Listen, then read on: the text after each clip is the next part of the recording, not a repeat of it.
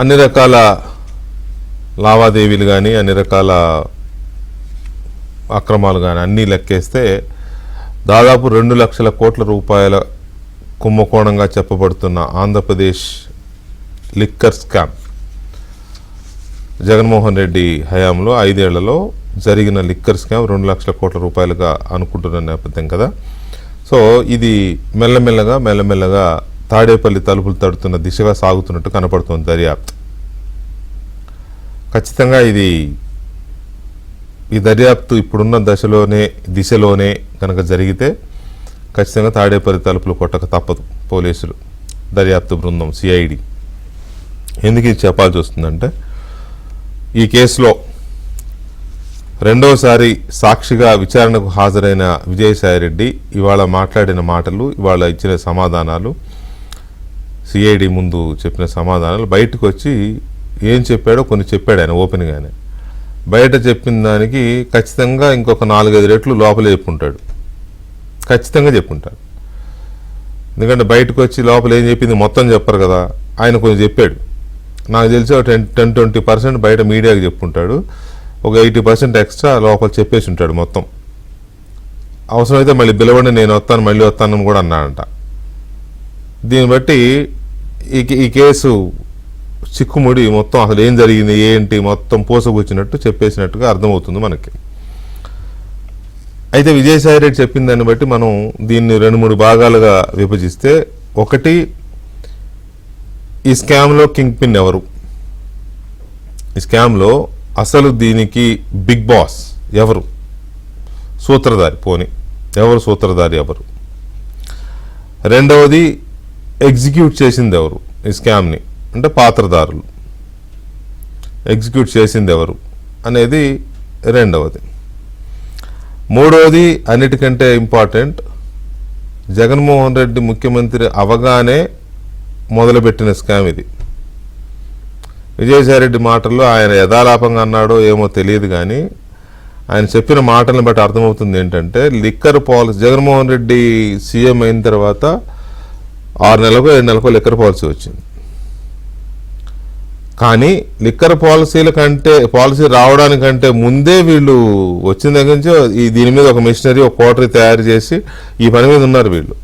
అన్నీ ఏం చేస్తే ఎలా వస్తుంది, ఎవరెవరు చేయాలి, ఎవరెవరు ఏం పని చేయాలి, ఎక్కడెక్కడ మనం బ్లాక్ చేయొచ్చు, ఎక్కడెక్కడ ఇది చేయొచ్చు, అన్నీ సెట్ చేసుకున్నాక పాలసీ రిలీజ్ చేశారు. అది విజయసాయిరెడ్డి వాళ్ళు మాట్లాడిన మాటల్లో మనకు చాలా క్లియర్గా అర్థమవుతుంది. దీన్ని విశ్లేషిస్తే మనకు అర్థమయ్యేది, అసలు ఒకవేళ అధికారంలోకి వస్తే ఏ రంగాల్లో మనం ఎక్కడెక్కడ దోచుకోవచ్చు, ఎలా దోచుకోవచ్చు అని ముందే ప్లాన్ చేసుకున్నారేమో అనిపిస్తుంది. అది ఇసుక కావచ్చు, లిక్కర్ కావచ్చు, మైనింగ్ కావచ్చు, ఇంకేమైనా ల్యాండ్, ఇప్పుడు ఏవైతే స్కాములు బయటపడుతున్నాయో ఇవన్నీ కూడా ఎలక్షన్ల ముందే ఒక స్కెచ్ చేసుకుని, ఒక టీమ్స్ తయారు చేసుకుని, ఈ టీం ఇది, ఈ టీం ఇది, ఈ టీం ఇది చేసుకుని ఎలక్షన్ అవ్వగానే అధికారంలోకి వచ్చిన మరుక్షణం ఎవరి పని వాళ్ళు మొదలు పెట్టారేమో అనిపిస్తుంది. విజయసాయిరెడ్డి ఆయన మొత్తం చెప్పాడు. ఎవరో ఒక జర్నలిస్ట్ మిత్రుడు అడిగాడు, ఏమంటే 5 సంవత్సరాలు అక్కడే ఉన్నారు కదా, ఎందుకు మాట్లాడలేదు మరి ఇవన్నీ అని అంటే, ఆయన చాలా తెలివిగా సమాధానం చెప్పాడు. నన్ను నీలాగా ఎవరు అడగలేదు, అందుకే నేను చెప్పలేదని. అదేమి సమాధానం నాకైతే అర్థం కాలేదు. బాధ్యత గల వ్యక్తి అయితే అడగకపోయినా చెప్పాలి, అడిగితేనే చెప్తామంటే, ఒకవేళ ఇప్పుడు గవర్నమెంట్ మారకపోయి ఉంటే చెప్పేవాడు కాదు, అంతేగా, అలా అనుకోవాలి మనం. సరే, ఎనీవే, మంచికో చెడుకో ఆంధ్రప్రదేశ్లో దోపిడీకి గురైన సొమ్ము ఏదో ఒక రూపంలో ఆ కుంభకోణం బయటపడుతుంది. అది విజయసాయిరెడ్డి రూపంలో బయటపడుతుంది. ఇంకొకటి చెప్తే దానికి వాల్యూ ఉండదు. విజయసాయిరెడ్డి అందులోంచి బయటకు వచ్చిన వ్యక్తి కాబట్టి ఆయన ఏం చెప్పినా ఖచ్చితంగా అది ఒక రకమైన 164 వాంగ్మూలం లాంటిది అవుద్ది, లేదా ఒక క్లియర్ సాక్ష్యమే అవుతుంది, ఒక వ్యాలిడ్ విట్నెస్ అవుతుంది ఇచ్చే కన్ఫెషన్ ఏదైనా కూడా. ఇప్పుడు ఆయన చెప్పేది ఏంటంటే, ఆ వాసుదేవరెడ్డి అని అప్పుడున్న ఎండి, అధికారికంగా ఆయన ఉన్న చేసింది కీలకమైన వ్యక్తుల పేరు చెప్పాడు, 3 పేర్లు. అందులో మిథున్ రెడ్డి, ఎంపీ మిథున్ రెడ్డి చాలా క్లియర్గా నొక్కి వక్కాణిస్తున్నాడు మిథున్ రెడ్డి పేరు. అది కూడా అడిగారు, మిథున్ రెడ్డి పాత్ర ఎంత ఉందంటే రేపు వస్తాడుగా విచారణగా ఆయన్ని అడగని చెప్తాడని కూడా అన్నాడు. సద్దల శ్రీధర్ రెడ్డి, జగన్ మరి ఈయన బ్రదర్ అనుకుంటా, సజ్జల రామకృష్ణారెడ్డి గారి బ్రదర్ అనుకుంటా, సజ్జల శ్రీధర్ రెడ్డి అని అదొక పేరు చెప్పాడు క్లియర్గా. ఇక రాజ్ కసిరెడ్డి అనే ఒక మహా ముద్ర కేసు, ఆ కేసు గురించి అయితే 1కి 10 సార్లు చెప్పాడు. అసలు మొత్తం నడిపించిందే ఈ కసిరెడ్డి, తెలివైన క్రిమినల్ అని చెప్పాడు. ఆలోచించండి, విజయసాయిరెడ్డి నోటి వెంట ఇంకొక వ్యక్తిని తెలివైన క్రిమినల్ అన్నాడు అంటే, అసలు అతను నన్ను మోసం చేస్తాడని నేను కలలో కూడా ఊహించలేదు అన్నాడంటే విజయసాయిరెడ్డి. తెలంగాణలో అంటారు, పొట్టోడిని పొడుగోడు కొడితే పొడుగోడిని పోసేమ కొట్టిందని. రాజకాశిరెడ్డి కొట్టాడు. వీళ్ళే తెలివైన వాడు, మహాముదుర్లు, ఆ కంపెనీ, సూట్ కేసు కంపెనీలు, షెల్ కంపెనీలు, ఎన్ని చేశారు తెలుసు కదా కేసులు. ఈయనే తన నోటితో తనే తెలివైన క్రిమినల్ అన్నాడు అని అంటే అది పరిస్థితి. ఇక ఇప్పుడు ఇంకోటి కూడా చెప్పాడు, అధికారంలోకి రాగానే మేము లిక్కర్ బిజినెస్ చేయాలి కదా, దానికి నిధులు అవసరం, మేము 3 చేసుకుంటాం, మాకు ఒక 100 కోట్లు కావాలని ఈయన్నే అడిగారంట ఇప్పించమని ఎక్కడన్నా. ఈయన ఈయంకుడి దగ్గర ఇప్పించాడు. అరవిందో అంటే వాళ్ళ అల్లుడి బ్రదర్ శరత్ చంద్రారెడ్డి దగ్గర 100 కోట్లు ఇప్పించాడంట. 61 41 ఏదో చెప్పాడు, లెక్కలు బాగానే చెప్పాడు. అందులో 60 కోట్లకేమో వడ్డీ కట్టుతున్నారంట, 40 కోట్లు అసలు ఇచ్చారు కానీ వడ్డీ ఇవ్వలేదంట. అది కూడా చెప్పారు ఇవాళ. ఇప్పుడు అరవిందో 100 కోట్లు ఇచ్చిందంటే మరి అది వైటా బ్లాగా అదో లెక్క వస్తుందేమో ఇప్పుడు. అది 100 200 300 ఏమో తెలియదు, కొంత బయట పెట్టాడు ఇవాళ. సో ఇలాంటి సిచ్యువేషన్లో ఎంత ధైర్యంగా, ఎంత బరి తెగించి వచ్చి రాగానే డోర్లు తెరిచి దోపిడీకి తెగబడ్డారంటే ఈ తోడేళ్ల గుంపు. పైగా విజయసాయిరెడ్డి అంటాడు, మమ్మల్ని మోసం చేశాడా, వాళ్ళని మోసం చేశాడు, వీళ్ళని మోసం చేశాడా, కాదు కానీ ప్రజల్ని మోసం చేశాడు అని అన్నారు. మళ్ళీ ప్రజల్ని మోసం చేస్తున్నప్పుడు ఆ సెన్స్ ఉన్నప్పుడు, ప్రజల విషయంలో ఆ సెన్స్ ఉన్నప్పుడు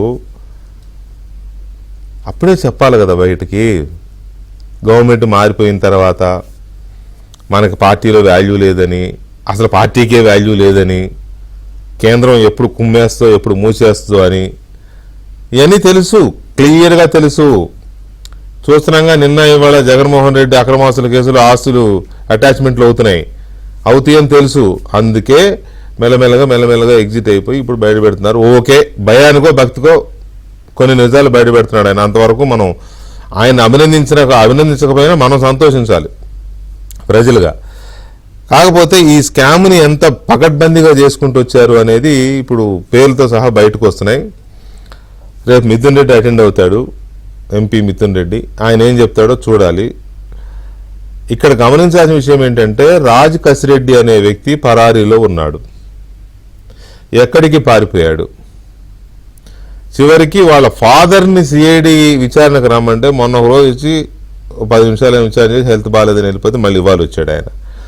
తండ్రిని పిలుస్తున్నారు విచారణ కంటే కూడా అతను తప్పించుకు తిరుగుతున్నాడు అని అంటే ఏ స్థాయిలో అతని హస్తం ఉండుంటుంది ఈ స్కామ్లో.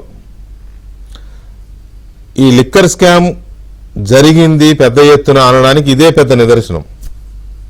ఒకవేళ జరగకపోతే, లేదు ఏదో కాస్త కూర్చో చేశారంటే, ఇంట్లో వాళ్ళు విచారణకు వెళ్తున్నారనే దీంతోనైనా అతను రావాలి. అలా కాకుండా పారిపోయాడు. అతని శిష్యులు అవినాష్ రెడ్డి అనే అతని తోడలుడు, ఇంకో పేరు ఏదో చైతన్య అనే పేరు, అందరికంటే ముందు నేనే బయటపెట్టా ఈ విషయాలు. వాళ్ళని ముందే దేశం దాటిచ్చాడని. ఎప్పుడో గవర్నమెంట్ మారిన వెంటనే దేశం దాటించాడు. అది స్కామ్ అంతా ముందు బయటపెట్టింది నేనే. వీళ్ళెవరెవరిని రాజకాశిరెడ్డి బయటికి పంపాడు, రాజకాశిరెడ్డి నిధులు సినిమాల్లో లేకపోతే హాస్పిటల్స్లో ఇవన్నీ ఫస్ట్ చెప్పింది మనమే. ఇప్పుడు ఆ రాజకేశ్వరెడ్డి వాళ్ళ నాన్నని విచారణ పిలుస్తున్నారంటే కూడా అతను రాకుండా తప్పించుకు తిరుగుతున్నాడు అని అంటే, కోర్టు నోటీసులకి ఇది కూడా అటెండ్ అవ్వట్లేదు అని అంటే, it is clear liquor scam జరిగింది. లిక్కర్ స్కామ్లో రాజకేశ్వరెడ్డి చాలా కీలకమైన పాత్రధారి. మిథున్ రెడ్డి ఎంపీ కాబట్టి ఆయన పారిపోలేకపోయాడు. రాజకేశ్వరెడ్డి పారిపోయి తిరుగుతున్నాడు అంటే రాజకేశ్వరెడ్డి ఎక్కడ ఉన్నాడు? రాజకేశ్వరెడ్డి దొరికి లేదా వచ్చి నోరు విప్పితే ఎవరి బతుకులు బయటపడబోతున్నాయి? రాజకేశ్వరెడ్డి పారిపోయాడా, దాచిపెట్టారా? దాచిపెడితే ఎవరు దాచిపెట్టారు? పారిపోతే ఎక్కడికి పారిపోయాడు? నాకున్న సమాచారం పేరుకు ఎప్పుడో అతను నేపాల్ మీదుగా వేరే దేశానికి వెళ్ళిపోయాడని నాకున్న సమాచారం. ఐ మే బి రాంగ్, నాకు తెలియదు. కానీ ఒకవేళ ఉంటే ఫస్ట్లో ఒక వాసుదేవరెడ్డి అనే అతన్ని అది బెంగళూరు యలహంక ప్యాలెస్లో దాచిపెట్టారని అన్నారు. మరి అట్లేమన్నా దాచారా? లేకపోతే ఎవరో ఒక ఆయన అన్నాడు సాయంత్రం తాడేపల్లిలోనే ఉన్నాడేమో అని కూడా అన్నారు. ఏమో, పోలీస్ స్టేషన్ పక్కనే ఉంటే ఎవడు పట్టుకుంటాడు? ఏదో సినిమాలో పోలీసు ఆఫీసర్ ఇంట్లోనే అద్దెకి దిగుతాడు ఒకడు. అట్లా ఉంటాయి.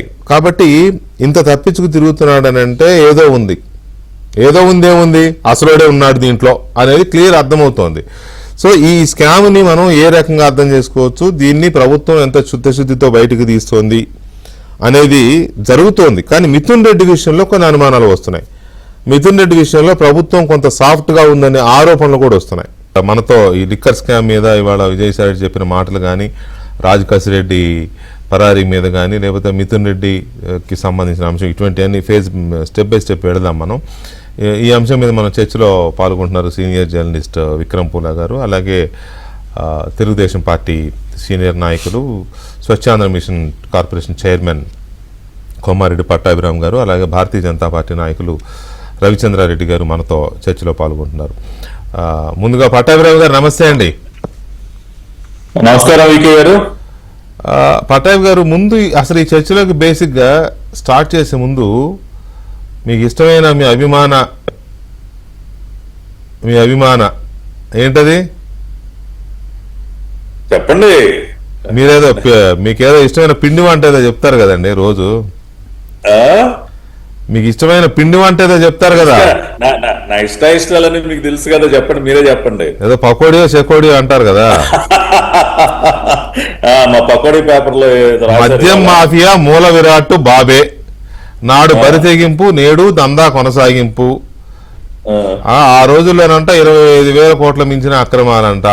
ఇవాళ ఎట్లాగూ విజయసాయి రెడ్డి వస్తాడు అక్కడ విచారణకి, అక్కడ ఇలా బట్టలు ఎత్తేస్తాడని తెలిసి ముందే ఒక టాస్క్ పెట్టుకున్నాను అనమాట అని నాకు అనిపిస్తుంది. మీకేమనిపిస్తుంది అనేది చెప్పండి. కాదు, ఇప్పుడు మేము మద్యం విషయంలో మేము భారీ ఎత్తున ఇక్కడ ఏదన్నా అవినీతి జరిగితే ఖజానాకి ఆదాయం పెరుగుతుందండి. ఇవాళ రెండో పక్కన ఇంకొక వార్త ఏంటంటే 2023-24తో పోలిస్తే దాదాపుగా 15% ఆదాయం పెరిగింది అని చెప్పి ఇవాళ ఇంకో హెడ్లైన్. మరి దానికి ఏం సమాధానం చెప్తారు? ఇప్పుడు మేము డబ్బులన్నీ మేము మింగేస్తాం అంటే రాష్ట్ర ఖజానాకి వెళ్లకుండా ఈ కూటమి ప్రభుత్వం డబ్బులు మింగేస్తాం అంటే ఆదాయం పెరుగుతుందా? ఇవాళ దాదాపుగా 2023-24తో పోలిస్తే 3,842 కోట్ల రూపాయల ఆదాయం పెరిగిందండి ఈ ఆర్థిక సంవత్సరంలో. గత ప్రభుత్వం మింగింది ఆ డబ్బులన్నీ. గత ప్రభుత్వం మింగింది. వాళ్ళ మేము ఆ పని చేయట్లేదు కాబట్టి రాష్ట్ర ఖజానాకి అదనంగా 3,842 కోట్లు వచ్చి చేరాయి. దానికి జవాబు చెప్పానండి. ఎందుకు ఆ దిక్కుమాలిన రాత్రులన్నీ ఎవరికి తెలియదండి. వీళ్ళు ఇవాళ ఇంత పెద్ద ఎత్తున దర్యాప్తు జరుగుతా ఉందంటే ఇవాళ రాష్ట్ర వ్యాప్తంగా ఆ రోజున విషం తాగిచ్చారు. మద్యం కాదు, వాళ్ళు తాగించింది విషం. కొన్ని వేల మంది ప్రాణాలు బలిగొన్నారు. ఇవాళ హాస్పిటల్స్ లో ఉన్నటువంటి రికార్డ్స్ చెప్తా ఉన్నాయి సార్. ఇవాళ వాళ్ళ ధన దాహాన్ని తీర్చుకోవటానికి ప్రజల ప్రాణాలను ఏ రకంగా బలిగొన్నారో మీరు గవర్నమెంట్ హాస్పిటల్ రికార్డ్స్ తీస్తే తెలుస్తాయి. ఇప్పుడు విజయసాయి రెడ్డి వాళ్ళు ఇచ్చిన సాక్ష్యం, ఇవాళ చెప్పిన వాంగ్మూలం, విచారణలో చెప్పిన అంశాలు ఎంత కీలకం కాబోతున్నాయి ఈ కేసు దర్యాప్తులో? ఇప్పుడు విజయసాయి రెడ్డి గారు ఆయన సిట్ వాళ్ళ ఇన్వెస్టిగేషన్ ముందు హాజరై బయటకు వచ్చి ఏం మాట్లాడారు నేను కూడా విన్నా. ఆయన చాలా క్లియర్ గా దాదాపుగా అసలు ఈ వ్యవహారంలో ఎవరెవరు ఉన్నారు ఆ పేర్లన్నీ చాలా చక్కగా చెప్పారు ఆయన. ఒకటి తప్ప ఒక్కటి కూడా వస్తుంది. రాజ్ అంటే పాపం ఆయన ఏమన్నా ఫస్ట్ ఎపిసోడ్ సెకండ్ ఎపిసోడ్ లో ఏమైనా రిలీజ్ చేయాలనుకున్నాడు కానీ ఇవాళ ఆయన మా దాదాపుగా అన్ని చెప్పాడు. మీరు అన్నట్టు ఒకటి తప్ప చాలా క్లియర్ గా రాజ్ కసిరెడ్డి, అతని తోడలుడైనటువంటి అవినాష్ రెడ్డి, అతని ఫాలోయర్ అయినటువంటి ప్రకాష్ చాణిక్యరాజ్ అలియాస్ ప్రకాష్, కిరణ్, సునీత్, సైఫ్, వీళ్ళతో పాటు వాసుదేవ్ రెడ్డి, స్పెషల్ ఆఫీసర్ సత్యప్రసాద్, వీళ్ళతో పాటు మిథున్ రెడ్డి. 2 మీటింగులు జరిగాయంట. ఒక మీటింగ్ ఏమో ఆయన ఇంట్లోనే జరిగిందంట. దానిలో మిథున్ రెడ్డి, కసిరెడ్డి, సజ్జల శ్రీధర్ రెడ్డి వీళ్ళందరూ ఈ ఎక్సెట్రా ఈ బ్యాచ్ అంతా పాల్గొన్నారంట. రెండో మీటింగ్ ఏమో ఆ తాడేపల్లి కొంప పక్కన ఏదో ఒక ఆ విల్లాలు ఉంటే లేండి అక్కడ ఆ పక్కన ఏదో ఇంట్లో రెండో మీటింగ్ జరిగిందంట. ఈ 2 మీటింగ్లు కూడా దేనికంటే లిక్కర్ పాలసీ డిస్కషన్ అంట. బా అసలు లిక్కర్ పాలసీ డిస్కషన్ కోసం వీళ్ళందరూ రాజ్ కసిరెడ్డి, మిథున్ రెడ్డి ఎక్సెట్రా వీళ్ళందరూ కలిసి మద్యం పాలసీ మీద చర్చించడానికి సమావేశం అయ్యారంట. ఎవడు సార్ చెప్పడానికైనా అంటే సరే ఏదో పాపం డైరెక్ట్ గా మరి చెప్తే మరి ఏమనుకున్నాడు, లిక్కర్ పాలసీ కలవటం అయితే కలిసామండి, మిథున్ రెడ్డి కూడా వచ్చాడు కూర్చున్నాడు. ఐ థింక్ మీరు మొత్తం ఫాలో అయ్యారు కానీ వీళ్ళు ఆ 2 మీటింగ్లు అయ్యింది లిక్కర్ పాలసీ కాదు, లిక్కర్ మీద కూర్చుని సమావేశం అయ్యారు. ఆ సమావేశంలో మేము ఇలా బిజినెస్ చేయాలనుకుంటున్నాం, మాకు 100 కోట్లు ఇప్పించమని ఈయన అడిగారు. ఈయన ఇప్పించారు. అదే దానికి ఒక 60 కోట్లు, ఇంకో దానికి కదా 40 కోట్లు. అప్పటికి పాలసీ చర్చ లేదు, ఇంకా పాలసీ తయారవలా. అదే చెప్పాడు లిక్కర్ పాలసీ అంటూనే మళ్ళీ మీరు అన్నట్టు ఈ 2 డిస్టిలరీలకి డబ్బులు ఇప్పించాను, దానిలో ఒకడేమో వడ్డీ కట్టాడు, రెండో వడ్డీ కూడా కట్టలేదు, అది కూడా చెప్పాడు ఆయన. ముందు స్కెచ్ చేశారనమాట ఈ 2 మీటింగ్స్ లో ఎలా కొట్టేయాలని. అసలు ఎలా కొట్టేయాలి ఏంటి, రాజ్ కసిరెడ్డి హవాలా నెట్వర్క్ ఎలా నడపాలి, ఏ జిల్లా నుంచి సూట్ కేసులు ఎలా తాడేపల్లి కొంపకి చేరాలి, ఇవన్నీ కూడా మొత్తం బ్యాక్గ్రౌండ్ అంతా కూడా పూర్తిగా చక్కగా ప్రిపేర్ చేసుకున్నారు. ప్రిపేర్ చేసుకుని రాజ్ కసిరెడ్డిని ముందు పెట్టి, రాజ్ కసిరెడ్డి బాస్ ఎవరంటే Mithun Reddy, and big boss కి రాజ్ కసిరెడ్డికి మధ్యలో ఈ స్మాల్ బాస్ అన్నమాట. లిక్కర్ విషయంలో small boss Mithun Reddy, big boss ఏమో మన సైకో జగన్ రెడ్డి గారు. కాబట్టి ఆ రకంగా మొత్తం అంటే ఇది సిస్టమ్ అంతా ఎలా నడవాలన్నది ఒక అవగాహనకు వచ్చి దాన్ని నడిపించడం ప్రారంభించారు. వాళ్ళు దానికి సంబంధించే చాలా విషయాలు ఆయన చెప్పడం జరిగింది. సో రేపు మిథున్ రెడ్డిని రమ్మని చెప్పి మళ్ళీ నోటీసులు కూడా ఇవ్వటం జరిగింది. మొన్న మళ్ళీ ఏదో హైకోర్టులో నాకు ఆ రికార్డింగ్ చేయాలి, ఈ రికార్డింగ్ చేయాలని చెప్పి మళ్ళీ ఏదో పిటిషన్ వేస్తే గవర్నమెంట్ వైపు నుంచి అడ్వకేట్ జనరల్ గారు, పీపీ గారు వీళ్ళందరూ గట్టిగా వాదించడం, అడ్వకేట్ జనరల్ గారు వాదన. దాంట్లోకి వెళ్లే ముందు పట్టాభి గారు ఒక్క నిమిషం ప్లీజ్.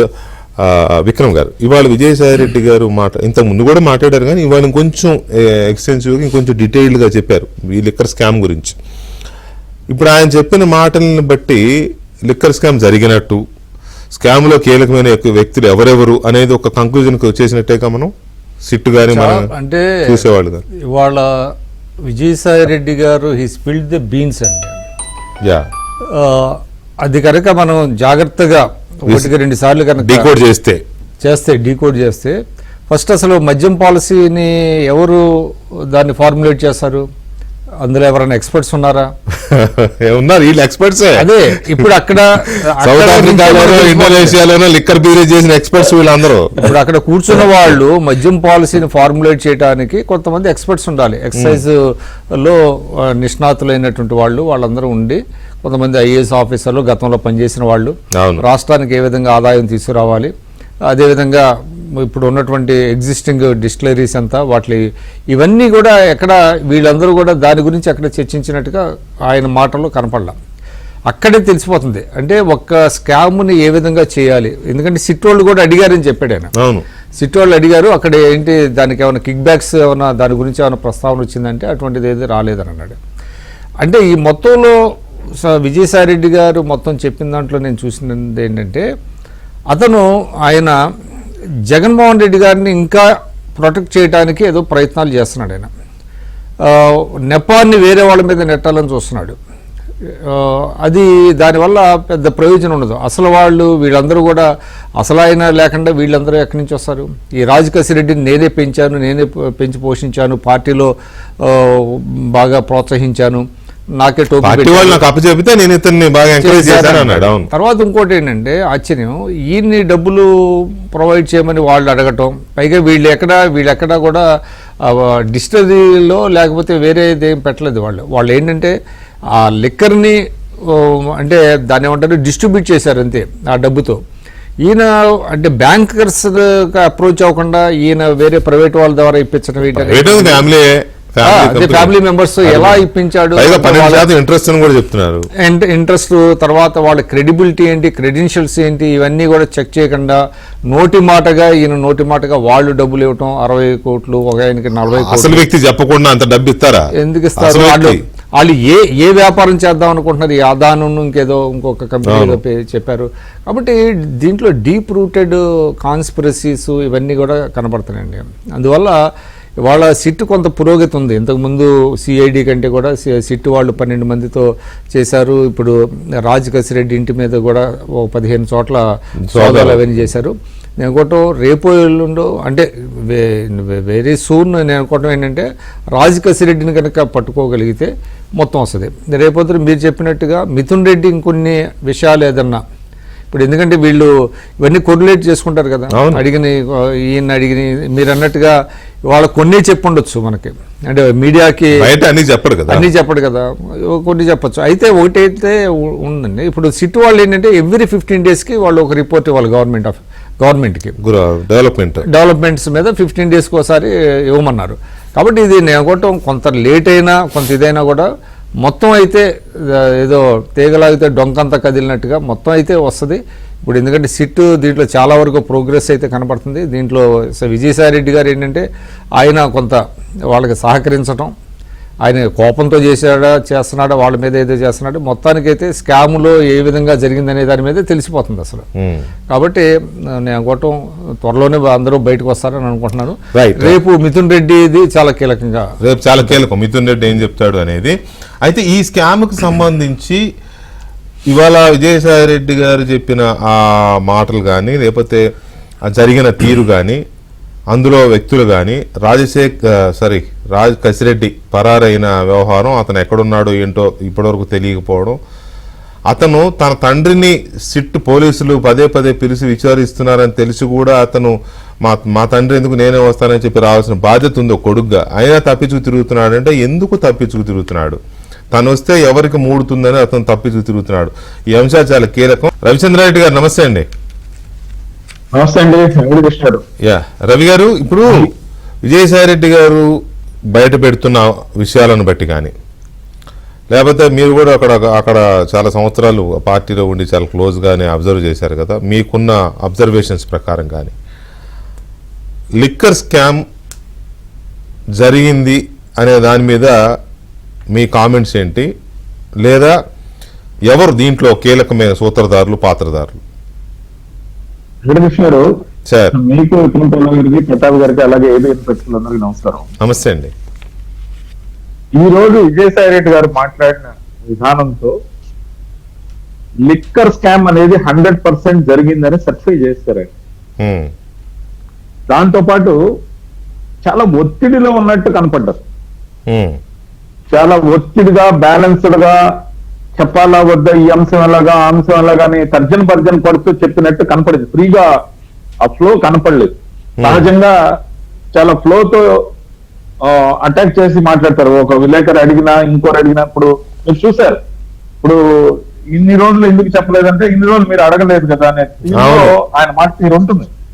మీరు ముందే అడిగి ఉండాల్సింది చెప్పేవాడిని. సో ఆ తీరులో సమాధానాలు రాలేదు. కానీ చెప్పకనే కొన్ని సర్ప్రైజింగ్ ఎలిమెంట్స్ చెప్పాడు. కేవలం 4 అంశాల్లో తనని అడిగిన క్వశ్చన్స్ గురించి మాత్రమే చెప్పారు. కానీ నిన్నటి రోజున సిట్ సమావేశానికి హాజరు కానప్పుడు సిట్ బృందం దాదాపు 135 ప్రశ్నలు సంధించడానికి సిద్ధం చేసుకుందని చెప్పి నేను ఏబిఎన్లో న్యూస్ చూశాను.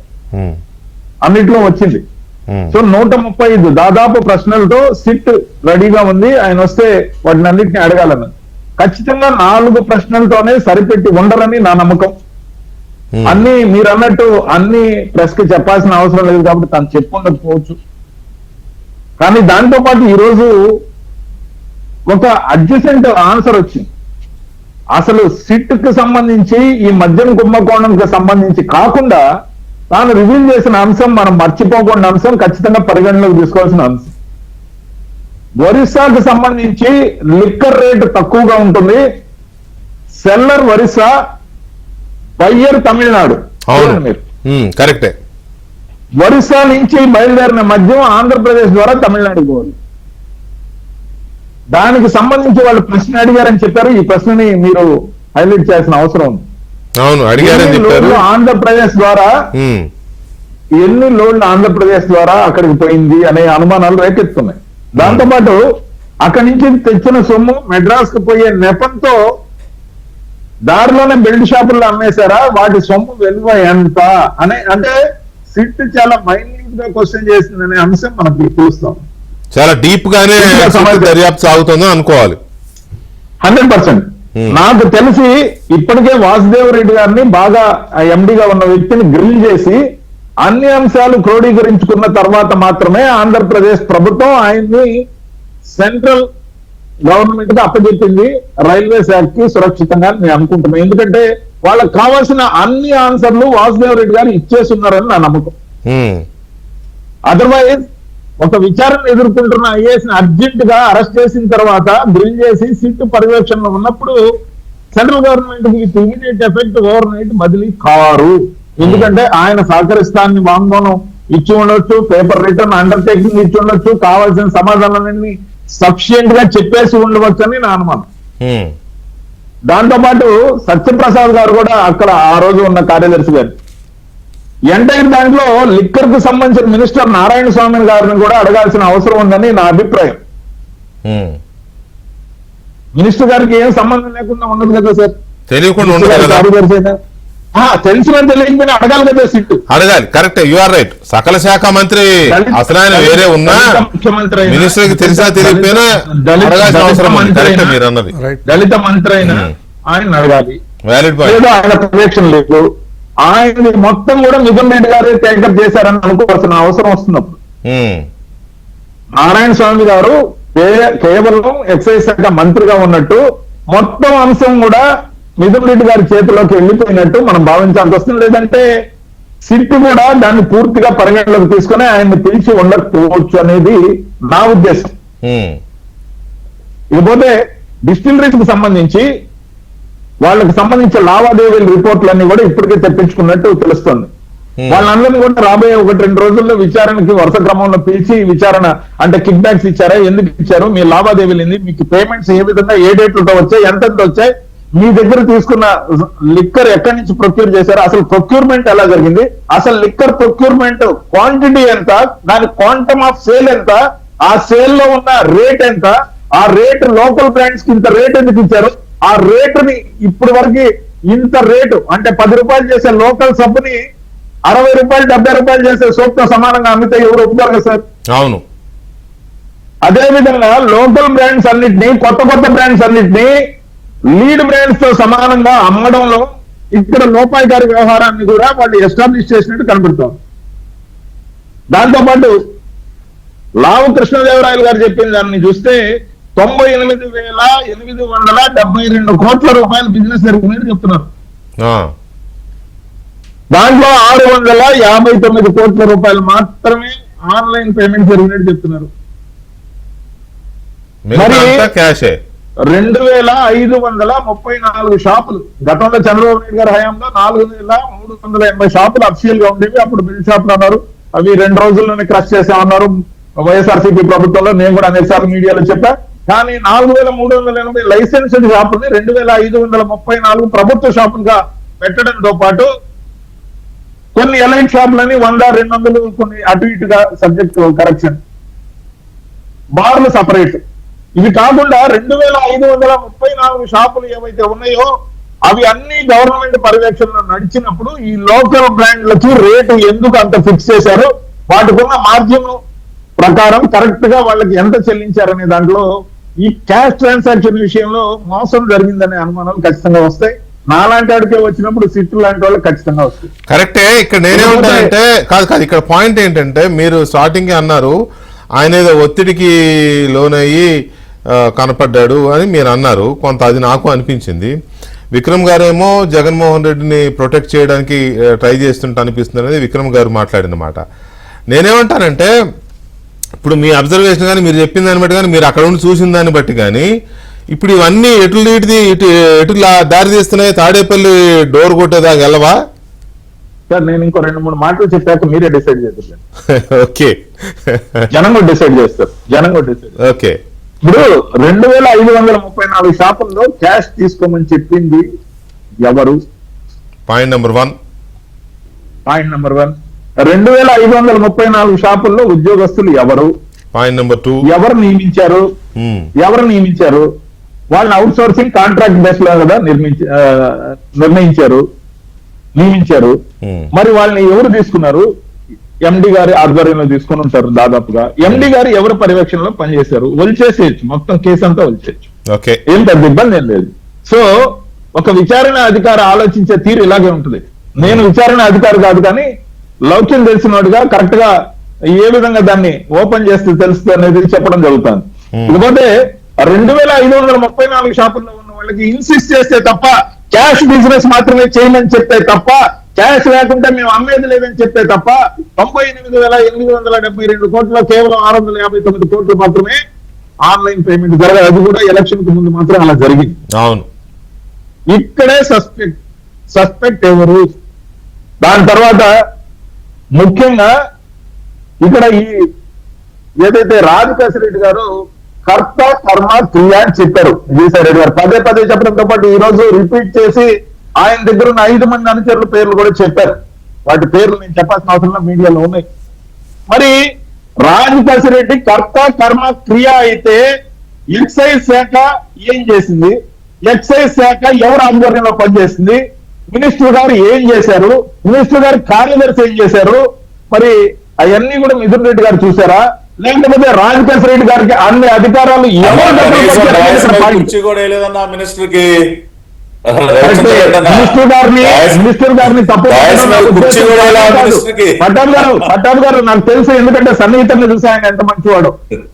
నేను చెప్తున్నా, మినిస్టర్ గారు పేరుకే ఉన్నారు. గతంలో చూసాం 25 మంత్రుల శాఖలు ఒక ఆయన నిర్వహించాడని. అదే విధంగా ఈ మంత్రి శాఖని ఆ 25లో ఉన్నాయా, కేవలం 24 ఆయన చేతిలో ఉన్నాయో తెలియదు.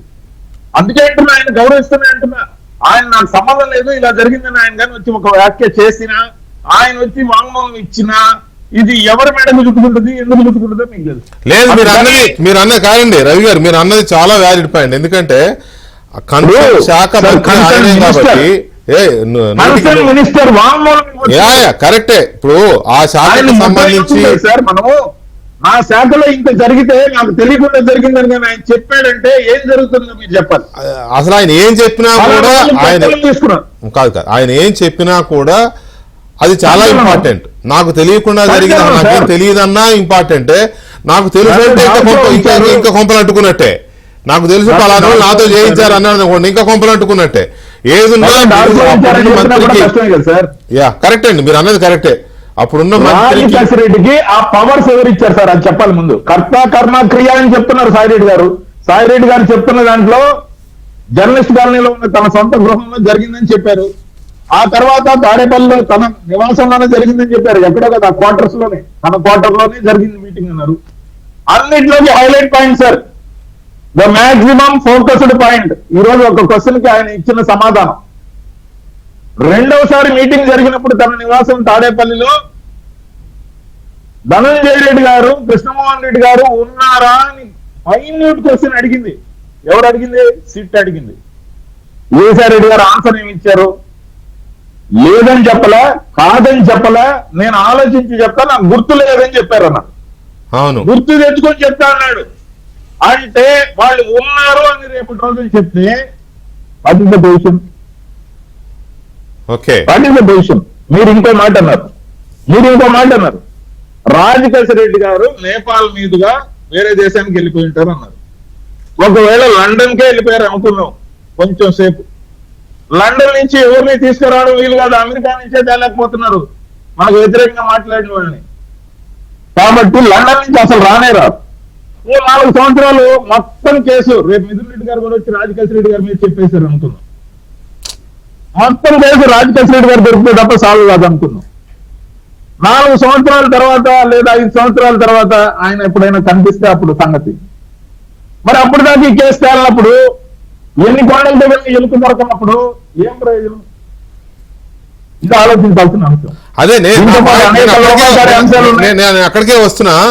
రాజకేశ్వర రెడ్డి ఇంతగా తప్పించుకుని పారిపోయి వాళ్ళ ఫాదర్ని పిలుస్తుంటే కూడా ఎక్కడ ఉలుకు పలుకు లేకుండా అడ్రస్ లేకుండా వెళ్ళిపోయి చేస్తున్నాడు అని అంటే డెఫినెట్గా చాలా కీలకమైన వ్యక్తి ఈ స్కామ్లో అతను. ఆ ముగ్గురులో ఇతను ఒకడు, ఇతని ద్వారానే నడిచిందనేది అర్థమవుతోంది. చాలా మంది చెప్తున్నది ఏంటంటే అసలు జగన్మోహన్ రెడ్డి ఇతని ద్వారానే మిగతా స్టీరింగ్ అంతా నడిపేవాడు అని చెప్తున్నారు. ఇతను జగన్ బినామీ అని కూడా చెప్తా ఉన్నారు కొన్ని విషయాలు. ఈ విషయంలో దీని ద్వారా వచ్చిన రాజకేశ్వర రెడ్డి గారికి రేపు మిథున్ రెడ్డి గారికి ఖచ్చితంగా ఈ ప్రశ్న రావచ్చు. వస్తుందండి. రాజకేశ్వర రెడ్డి గారికి అన్ని పవర్స్ ఇచ్చింది ఎవరని అడగరా? అదే నేనంటున్నది కూడా అదే. ఈ రోల్ ఎంత అని అడగడం కాదు. ఆయన కూడా నాకు తెలియదు, గుర్తులేదు, మర్చిపోయా, మళ్ళీ చెప్తానని చెప్తే నేనే చేయలేదు. తెలివైన క్రిమినల్ అని కాదు, తెలివైన రాజకేశ్వర రెడ్డి తెలివైన క్రిమినల్ అని విజయసాయి రెడ్డి గారికి ఏమైనా లేట్గా అర్థమైందేమో కానీ అది ముందే తెలుసుండే బట్టి జగన్మోహన్ రెడ్డి గారు తీసుకొచ్చి పార్టీలో పెట్టుకుని ఇతనికి ఏం కావాలో చూడని ఈయనకు అప్పచెప్పుంటాడు. తెలివైన క్రిమినల్ ముందే తెలిసి ఉంటుంది. నేను ఒక మాట, simple question sir, simple question. అందరూ మంచి వాళ్ళే, స్కామ్ ఎందుకు జరిగింది? అదే కదా, స్కామ్ జరగలేదు. పాటు ఈ పాలసీ గురించి వీళ్ళు మాట్లాడామని చెప్పారు కదా పేర్లు. అసలు మాట్లాడాల్సింది ఎవరితో సార్? కేబినెట్ లో కదా చర్చ జరగాలి. అవును, ఎక్సైజ్ శాఖతో కలిసి ఐఏఎస్ లతో చర్చ జరగచ్చు. కన్సర్న్ మినిస్టర్ లేడు అక్కడ. కన్సర్న్ మినిస్టర్ ఈ గ్రూప్ లో లేడు. మీరు లోతు చూడండి, లోతు పాతాళం అంతా, పట్టుకున్నది పావలంతా. దీంతో ఏం ఎస్టాబ్లిష్ చేయాలనుకుంటున్నారు చంద్రబాబు నాయుడు గారు? చంద్రబాబు నాయుడు గారికి ఉన్న మొహమాటాలు ఆయన కొంప ముంచేస్తారు. అక్కడే వస్తుంది. అదే పాయింట్ గా కనబడుతోంది. అది మొహమాటమా? కాదు, ఒక్క మాట. అగ్గితో ఆడుకోకూడదు సార్, అగ్గితో ఆడుకోకూడదు. నిజమే, అందుకే అగ్గితో ఆటలాడుకుంటున్నారు. అది ఇప్పుడు ఇది సిట్ వేశారు. సిట్ చాలా ప్రోగ్రెసివ్ గా ఇన్వెస్టిగేషన్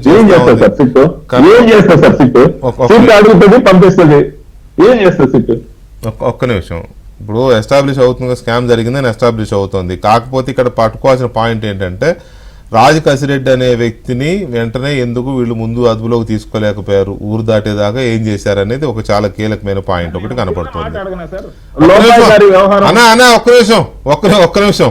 ఒక్క నిమిషం క్లోజ్ చేయట్లేదులే. రాజకేశ్వర రెడ్డి దేశం వదిలిపెట్టి వెళ్ళిపోయాడనే విషయాన్ని నేను చెప్పేంత వరకు ఎందుకు కనిపెట్టలేకపోయారు? Point number 1. 10 రోజుల క్రితం నేను చెప్పింది, నేపాల్ మీదకి వెళ్ళిపోయాడని నాకు సమాచారం అని చెప్పాను. అతను వాళ్ళ ఫాదర్ వచ్చి ఇది చేస్తున్నా కూడా అతను రావట్లేదు అని అంటే అతని కోసం వీళ్ళు ఏం వెతుకుతున్నారు? ఇప్పుడు ఏదో తిరుగుతున్నారు, హైదరాబాద్లో 15 బృందాలు తిరుగుతున్నాయి, ఏదో హాస్పిటల్ వాళ్ళ ఆవిడ పేరు మీద షేర్స్ ఉన్నాయి, ఏదో చెప్తా ఉన్నారు. ఇవన్నీ ముందుకు తెలియదా? దాదాపు 9-10 నెలలు అయింది గవర్నమెంట్ వచ్చి. రాగానే దీని మీద దృష్టి పెట్టినప్పుడు అసలు రాజకేశ్వర రెడ్డి అని అప్పుడే కదా పట్టుకోవాలి, ఒక పాయింట్. రెండవది, మిథున్ రెడ్డికి సుప్రీంకోర్టులో ఎలా ఇంటరీమ్ రిలీఫ్ వచ్చింది, ఇంటరీమ్ రిలీఫ్ అంటే అదే ఆ బెయిల్ ఎలా వచ్చింది అనేది కూడా చాలా కీలకమైన చర్చగా సాగుతోంది. ఒక్క నిమిషం రవి గారు, నేను క్లోజ్ చేయట్లా దయచేసి ప్లీజ్. ఎట్లా వచ్చింది అనే దాని మీద కూడా చాలా చర్చ జరుగుతుంది. హైకోర్టు నిరాకరిస్తే సుప్రీంకోర్టులో ఎలా వచ్చింది అనేది చాలా కీలకమైన పాయింట్. ఇది సోషల్ మీడియాలో కూడా తిరుగుతోంది, ఎందుకు మిథున్ రెడ్డికి వచ్చింది అని. పట్టాభి గారు, గత ప్రభుత్వం జగన్మోహన్ రెడ్డి ప్రభుత్వం చేసిన అనేకమైన అరాచకాల్లో చాలా టాప్ అరాచకం ఇదొకటి. ఇది అప్పుడున్న ప్రభుత్వ పెద్దల్ని జగన్మోహన్ రెడ్డితో సహా ఎండగట్టడానికి, ఎక్స్పోజ్ చేయడానికి, కేసులకి అన్నిటికీ కీలకమైన కేసుల్లో ఇదొకటి కదా. ఈ కేసులో ఆ వాసుదేవరెడ్డిని పట్టుకోవడానికి 4 నెలలు పెట్టింది. చివరిగా యలహంక కాలేజ్ దగ్గర చిన్న హోటల్లో ఉన్నాడని పట్టుకొచ్చారు. ఓకే, పక్కన పెడదాం. ఆ మైనింగ్ దాంట్లో ఆ వెంకటరెడ్డి అనే అతను అప్పుడున్న డైరెక్టర్, మైనింగ్ డైరెక్టర్ అనుకుంటా, ఆయన పట్టుకోవడం ఒక 6 నెలలు పట్టింది. సరే, లేటుగానైనా పట్టుకొచ్చారు, మరి ఆయనే సరెండర్ అయ్యాడు అంటారు. సరే, నేను వాటి జోలికి వెళ్ళడం లేదు. కానీ ఇప్పుడు ఇంత పెద్ద కేసులో ఆల్రెడీ అతను తప్పించు తిరుగుతున్నాడు, ఎక్కడున్నాడో తెలియదు, వెతుకుతున్నారు, అది ఓకే పక్కన పెడదాం. మిథున్ రెడ్డి ఎంపీగా ఉన్నాడు, పెద్దిరెడ్డి రామచంద్రారెడ్డి కుమారుడు. పెద్దిరెడ్డి రామచంద్రారెడ్డి మీద చాలా ఆరోపణలు ఉన్నాయి, ల్యాండ్ స్కామ్స్ అని, లేకపోతే ఆ మదనపల్లి ఫైల్స్ తగలబెట్టినదని, ఫారెస్ట్ ల్యాండ్స్ అని, ఇంకా చాలా ఉన్నాయి, ఇటువంటివి కాదు. ఈ పరిస్థితుల్లో పెద్దిరెడ్డి మిథున్ రెడ్డి ఈయనకి ఈ కేసులో బెయిల్ పిటిషన్ వేస్తే ఆంధ్రప్రదేశ్ హైకోర్టు కొట్టేసింది, బెయిల్ పిటిషన్ కొట్టేసింది, నో బెయిల్ అని చెప్పింది కదా. మీరు కోట్ చేశారు దాన్ని, నేనే అన్నాను దీని తర్వాత తీసుకుందామని. ఆయన వెంటనే సుప్రీంకోర్టుకి వెళ్ళాడు. హైకోర్టులో కొట్టేస్తే సుప్రీంకోర్టులో ఎలా బెయిల్ వచ్చింది అనేది ప్రశ్న. రాకూడదని ఏం లేదు, ఖచ్చితంగా రాకూడదని మనం చెప్పలేమండి. అయితే ఒక్క మాట అంటే మీకు అర్థమైందని నాకు తెలుసు. కాకపోతే ఇక్కడ నేను అనేది ఏంటంటే, మిథున్ రెడ్డి తరపున అభిషేక్ మను సింఘ్వి, రంజిత్ కుమార్, నిరంజన్ రెడ్డి, మైఫూర్ హసన్ నజ్కి, అఖిల పాలెం రామిరెడ్డి, మేరం మక్బూల్, మొత్తం మీద 6 సైన్యంలాగా వెళ్ళారు. 6. అసలు ప్రభుత్వం తరపున ఎవరూ లేరండి రెస్పాండెంట్ తరపున. మరి బెయిల్ ఎందుకు రాదు? ఎందుకు అక్కడ ఇది అంటే ఆ లీనియన్స్ ఇచ్చారా, లేకపోతే కావాలని వెళ్ళలేదు, ఏంటో తెలియదు. అదైతే పెద్ద రూమర్ ఉంది, మీకు కొంచెం ఇబ్బందికరమే కావచ్చు నాకు తెలియదు. కానీ ఇది నాకు మీరు చాలా మంచి ప్రశ్న అడిగారు, ఎందుకంటే ఒక క్లారిటీ ఇవ్వాలి. ఇది అనవసరంగా ఒక రాంగ్ ఇన్ఫర్మేషన్ సర్క్యులేట్ అవుతా ఉంది సోషల్ మీడియాలో కానీ, వాట్సాప్ గ్రూప్. అందుకే నేను హైలైట్ చేస్తాను. అందుకని I should thank you for asking me this question. Thank you. ఎందుకంటే క్లారిటీ ఇవ్వాలి. ఫస్ట్ పాయింట్ ఏంటంటే, మిథున్ రెడ్డికి సుప్రీంకోర్టు బెయిల్ ఇవ్వలేదు. సుప్రీంకోర్టు సుప్రీంకోర్టు ఇచ్చింది ఏంటి? బెయిల్ పిటిషన్ పైన వాదనలు ముగిసే వరకు మిథున్ రెడ్డిని అరెస్ట్ చేయొద్దని మాత్రమే చెప్పింది, not to arrest. That is not a bail, అది బెయిల్ కాదండి. ఇప్పుడు మీరు స్క్రీన్ మీద చూపిస్తున్నటువంటి ఆ పిటిషన్ ఒకసారి చూస్తే, మీరు ఆ కింద పాయింట్స్ మీరు అది చూపించడం కూడా నాకు చాలా సంతోషంగా ఉంది, ఎందుకంటే డిబేట్ చూసే వాళ్ళు కూడా చదువుతారు. అది ఈ పిటిషన్ దేనికి, బెయిల్ పిటిషన్ వేసిన సందర్భంలో మీరు కింద 1, 2, 3, 4 ఆర్డర్ లో పాయింట్స్ చదవండి. First point, heard the learned senior counsel appearing for the petitioner. రెండోది, application seeking exemption from filing certified copy of the impugned order is allowed. అంటే కనీసం వీళ్ళు హైకోర్టు దగ్గర నుంచి ఇంకా సర్టిఫైడ్ కాపీ కూడా తీసుకోవాలా. హైకోర్టు ఇచ్చినటువంటి ఆ బెయిల్ ఆర్డర్, బెయిల్ రిజెక్ట్ చేసి ఇచ్చినటువంటి ఆర్డర్ సర్టిఫైడ్ కాపీ కూడా తీసుకోకుండా వీళ్ళు వెళ్ళి టైం అడిగారు, సార్ మేము హైకోర్టు నుంచి సర్టిఫైడ్ కాపీ తెచ్చుకోవాలని చెప్పి టైం అడిగారు. మూడోది, ఇష్యూ నోటీస్ రిటర్నబుల్ ఆన్ 28/4/2025. దీన్ని మేము 28/4/2025కి వాయిదా వేస్తున్నాము. దీనిపైన వాదనలు వాయిదా వేస్తున్నాము. తర్వాత 5వ పాయింట్ చూడండి, important. Liberty is granted to serve the standing council for the state, of Andhra Pradesh. అంటే మీరు ఆంధ్రప్రదేశ్ ప్రభుత్వం యొక్క స్టాండింగ్ కౌన్సిల్ కి మీరు నోటీస్ పంపించండి, దీనికి సంబంధించినటువంటి కాపీ పంపించండి అని అది చదవాలి. అది ఇప్పుడు డిబేట్ చూస్తున్నారు కూడా చదివారు. In the mean time the petitioner shall not be arrested in connection with crime number 21 registered at the CID. So దీని సారాంశం ఏంటండి, వాళ్ళు హడావుడిగా ఎప్పుడైతే హైకోర్టు బెయిల్ రిజెక్ట్ చేసిందో సర్టిఫైడ్ కాపీ కూడా తీసుకుని సుప్రీంకోర్టుకి వెళ్ళి, సార్ మేము సర్టిఫైడ్ కాపీ మళ్ళీ తెచ్చుకుంటాము, కొంచెం మాకు టైం ఇవ్వండి, ఈ లోపల పిటిషన్ వేస్తా ఉన్నాం అని చెప్తే వాళ్ళు, సరే మీకు టైం ఇస్తాను, ఇదిగో 28వ తారీఖు పోస్ట్ చేస్తా ఉన్నాను, ఈ లోపల రాష్ట్ర ప్రభుత్వ న్యాయవాదికి కూడా మీరు నోటీస్ ఇవ్వండి, వాళ్ళ ఆర్గ్యుమెంట్స్ కూడా మేము వినాలి అని చెబుతూ దీన్ని 28వ తారీఖు వాయిదా వేశారు. దీనికి మనం అంత హైరాణ పడిపోవాల్సింది ఏంటంటే, రెండోది కెవియట్ అంటా ఉన్నారు. ఇప్పుడు లీగల్ ఆస్పెక్ట్స్ లో కొద్దిగా అన్న అవగాహన ఉన్నటువంటి వారు ఎవరికైనా కానీ బెయిల్ పిటిషన్ పైన రెండో వైపు వాదనలు వినకుండా అసలు కోర్టు డిసైడ్ చేస్తుందా? కెవియట్ ఎప్పుడు వేస్తాము? ఇదిగో సార్, ఇదిగో ఏదైనా ఒక అంశంలో మీరు ఎవరైనా పిటిషన్ వేస్తే మా వాదనలు వినకుండా మీరు డిసైడ్ చేద్దాం ముందే కెవియట్ వేసి పెడతాం, గబాలను స్టే ఆర్డర్లు ఇస్తా ఉంటాయి కోర్ట్స్. అటువంటి ప్రమాదాలు జరగకుండా ఉంటానికి మనం కెవియట్లు వేస్తాం. కానీ బెయిల్ పిటిషన్ లో కెవియట్ వేయాల్సిన అవసరం కూడా లేదు సార్, ఎందుకంటే బెయిల్ ఎవరు, రెండో పక్కన వాదనలు వినకుండా బెయిల్ ఎవరు వీకే గారు, ఇంకా కెవియట్ వేయలేదని గోల్ పెట్టాల్సిన అవసరం ఏముంది అసలు? Bail petitions will not be decided without hearing the other side. అది బేసిక్ కామన్ నాలెడ్జ్, అది కామన్ సెన్స్. దట్ ఈస్ అది ఓకే. మీరు అన్నదాంతో నేను వీకే గారు ఉండండి సార్, ఉండండి. మీరు అంత ప్రశ్న అడిగి నన్ను సమాధానం చెప్పనిపోతే అలాగా? ఇప్పుడు దీన్ని సర్క్యులేట్ చేసేసి ఏదో ప్రభుత్వం ఉదాసీనంగా వ్యవహరిస్తుంది, ఆ ప్రభుత్వం మెత్తగా వ్యవహరిస్తుంది, అది కరెక్ట్ కాదు సార్. ఇది మనం ఊరికనే గబాలన ఒక నింద అనేది వేయకూడదు. మాకేంటండి మొహమాటం, మిథున్ రెడ్డితో మాకేంటండి మొహమాటం, పెద్దిరెడ్డితో మాకేంటి మొహమాటం? నా పాయింట్ కూడా అదే. అవసరం లేదు. ఆఖరికి మీకు ఇంకొక వార్త, మీరు ఇంకొక వార్త కూడా చూసుంటారు. పెద్దిరెడ్డి రామచంద్రారెడ్డికి కుటుంబ సభ్యుల యొక్క బ్యాంకు ఖాతాలు కూడా మేము బయటికి తీస్తా ఉన్నాం. వాళ్ళ లావాదేవీలన్నీ కూడా బయటికి తీయటం కోసం బ్యాంక్ ఆఫ్ మహారాష్ట్రలో ఆ బ్యాంక్ మేనేజర్ నోటీసులు ఇచ్చి అవన్నీ బయటికి తీస్తా ఉన్నాం. నిజమే గారు, నిజమే. చెప్పండి, మిమ్మల్ని కట్ చేయట్లా. మీరు చెప్పారు బెయిల్ కి కెవియేట్ అవసరం లేదు, స్టేలకు మాత్రమే ముందే వేస్తే స్టే ఇవ్వకుండా కెవియేట్లు వేసుకుంటారు. రైట్, నాకు కొద్దిగా మినిమం నాలెడ్జ్ ఉంది, మీరు చెప్పింది కరెక్టే. నేను అనేది ఏంటంటే, ఎప్పుడైతే హైకోర్టులో బెయిల్ రిజెక్ట్ అయిందో, బెయిల్ పిటిషన్ రిజెక్ట్ అయిందో, వెంటనే మీరు సుప్రీంకోర్టుకి వెళ్తారని తెలుసు కదా. అంత పెద్ద సైన్యాన్ని వాళ్ళు అక్కడ రెడీ చేసుకుని వెళ్తే మీ గవర్నమెంట్ తరఫున అక్కడ కౌన్సిల్ ఉండాలి కదా సార్.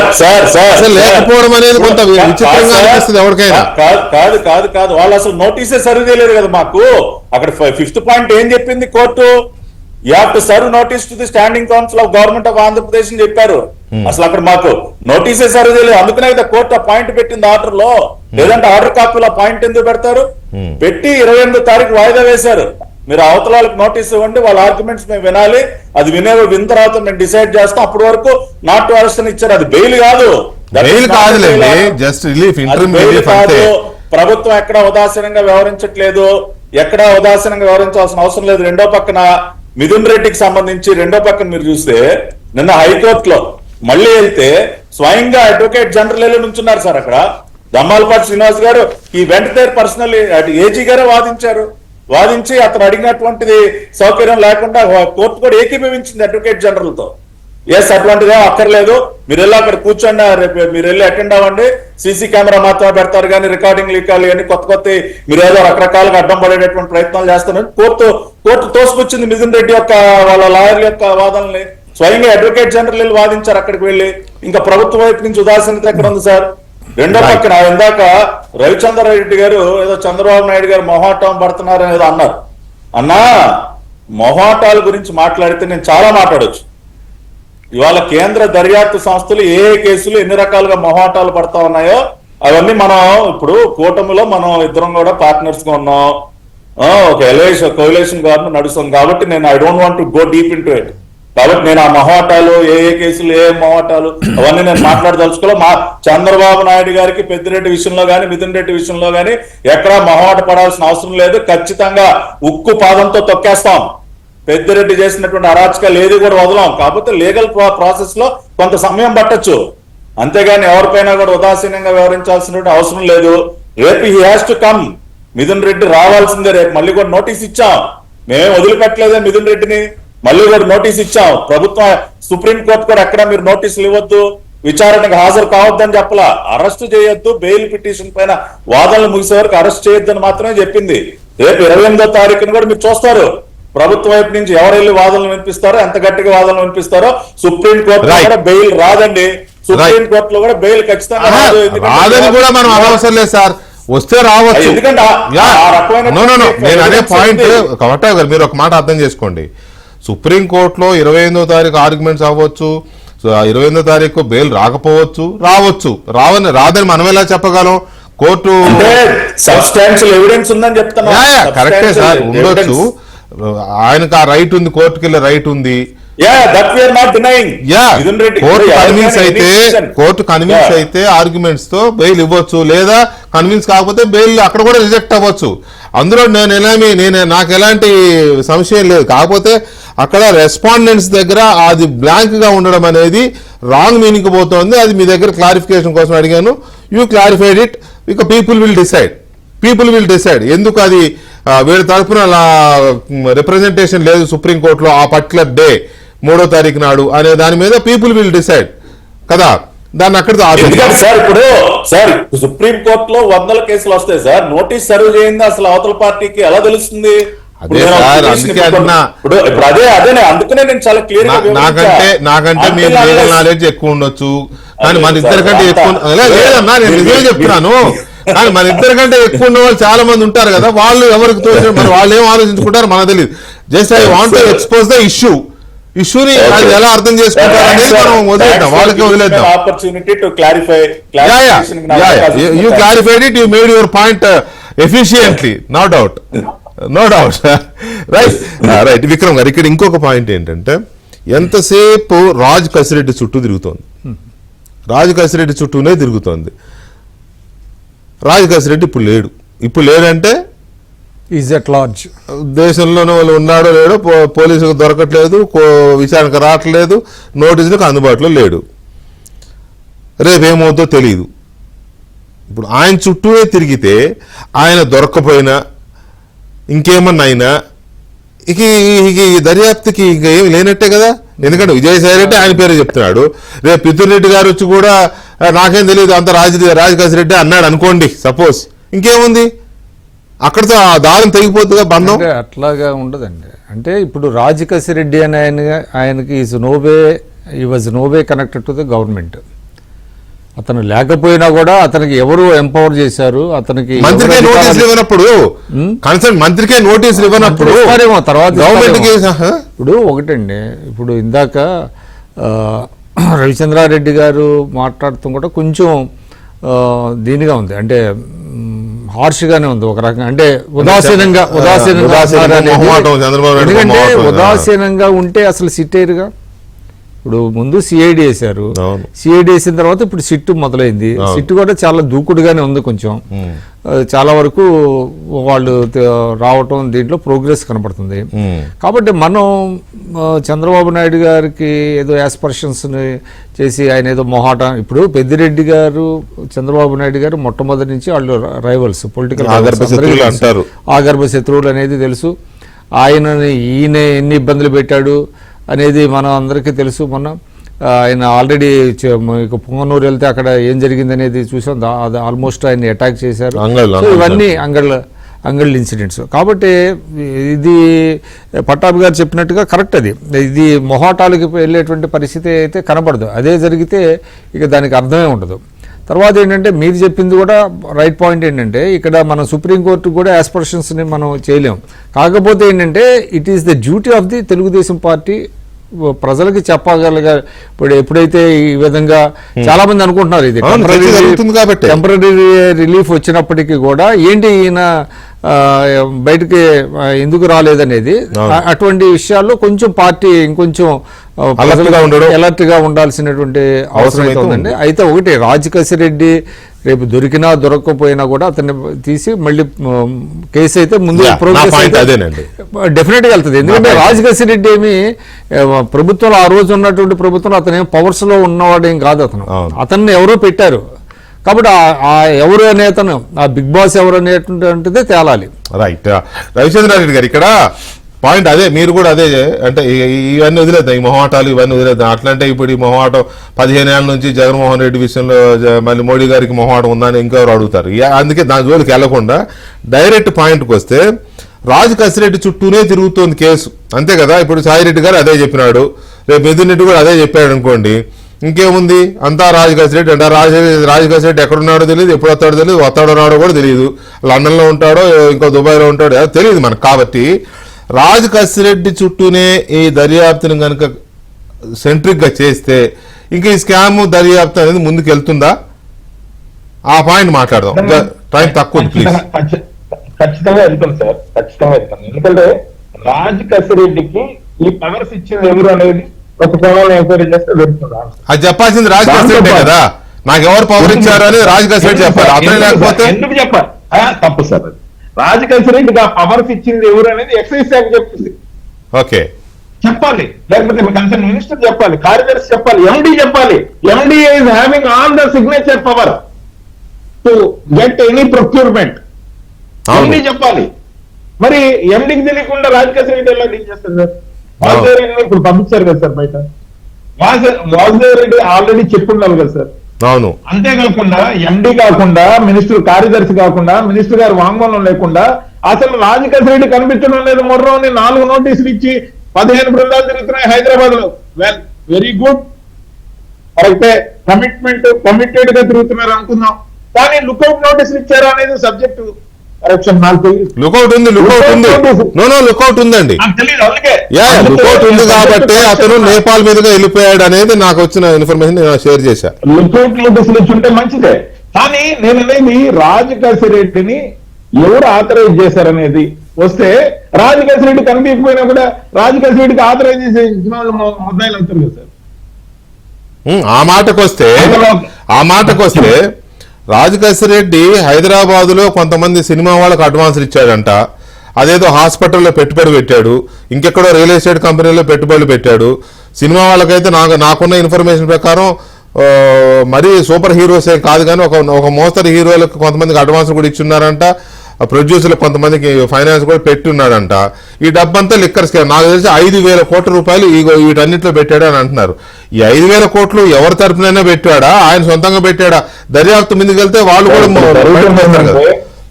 అధికారులు బలవుతున్నారు. జపానీ కేసులో పోలీసు అధికారులు బలయ్యారు. అలాగే టీవీ యాంకర్ల గురించి ఏదైతే రిజిస్ట్రార్ల గురించి వచ్చిందో అది ఎటువైపు తెలియదు. వినపడ్డ పేర్లు, కొనపడ్డ పేర్లు అన్ని మాయమైపోయినాయి. అదే విధంగా లిక్కర్ కేసు లో కూడా జరిగితే చంద్రబాబు నాయుడు గారికి ఇబ్బంది అని చెప్తాను నేను. అంతేగాని చంద్రబాబు నాయుడు గారు మహాటానికి పోతున్నారంటే అదర్ వేలో తీసుకున్నారు మీరు. అంటే ఇవన్నీ కూడా సర్దేసి సరిపెట్టేసి కప్పెట్టేస్తే ఖచ్చితంగా తాకినట్టు తగిలినట్టు తగిలితే రేపు కొట్టే దెబ్బ మామూలుగా ఉండదు అటువైపు నుంచి ఖచ్చితంగా. అందుకని అన్నా అన్నమాట.